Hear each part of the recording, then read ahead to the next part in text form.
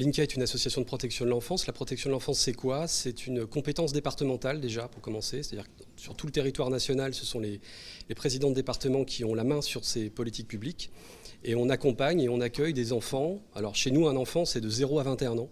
Donc c'est un spectre assez large, dans le cadre de mandats qui nous sont confiés, souvent judiciaires, c'est-à-dire qu'un juge des enfants qui a prononcé une décision qui provoque une mesure d'assistance éducative, comme on dit, qui peut aller jusqu'à une mesure de placement. Et ça peut être également administratif, c'est-à-dire que ça peut être aussi contractualisé avec la famille, quand la famille reconnaît elle-même qu'elle a des difficultés à assurer l'éducation de ses enfants. Et on est outillé pour accueillir jusqu'à 1400 enfants dans nos équipements, dans nos familles d'accueil, dans nos maisons à caractère social. On a des équipes éducatives qui interviennent au domicile des familles pour soutenir les compétences parentales et éviter justement que l'enfant à terme soit placé. On a beaucoup d'hébergements individuels pour des jeunes qui sont en accession à l'autonomie de 16 à 21 ans. Et on est une association ancienne puisqu'on exerce sur le département depuis 1888. Donc si le nom paraît un peu étonnant, en réalité on est une institution, c'est aussi une vieille dame cette association.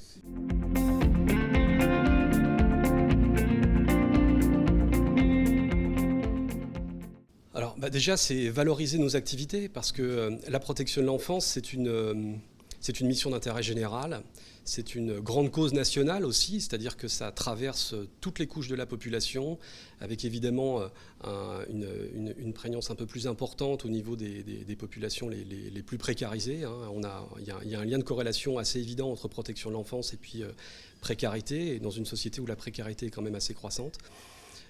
Et le message que l'on souhaite passer, c'est de dire que les missions qui sont développées par les acteurs de la protection de l'enfance, c'est le cas pour Linkia, c'est le cas pour beaucoup d'autres acteurs à l'échelle soit nationale ou plus locale, mais partout sur le territoire national, c'est de dire que ces missions méritent intérêt.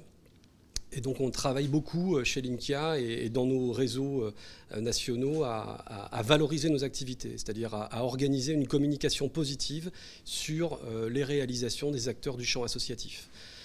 On participe de l'économie sociale et solidaire, donc on est un acteur du champ économique à part entière.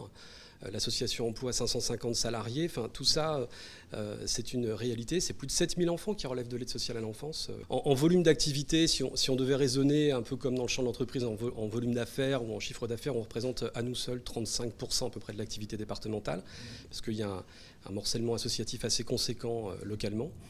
Et pour développer cette communication positive et aussi pour accélérer la mise en œuvre de nos projets, on a décidé à l'été 2019 de créer un fonds de dotation qu'on a associé à notre association. C'est le fonds de dotation Ensemble Créateurs d'Avenir et qui permet de se connecter avec des acteurs économiques locaux, comme c'est le cas par exemple ce matin, de se connecter avec des fondations locales ou nationales et d'essayer de lever des fonds pour porter des projets que l'on peut porter, qu'on a la capacité parce qu'on en a l'expertise au sein de l'association, mais on n'en a pas toujours les financements puisque le département n'a pas vocation à financer tout ce qui, de notre point de vue, est créatif dans notre champ d'activité. Donc on essaye de se libérer des marges de manœuvre.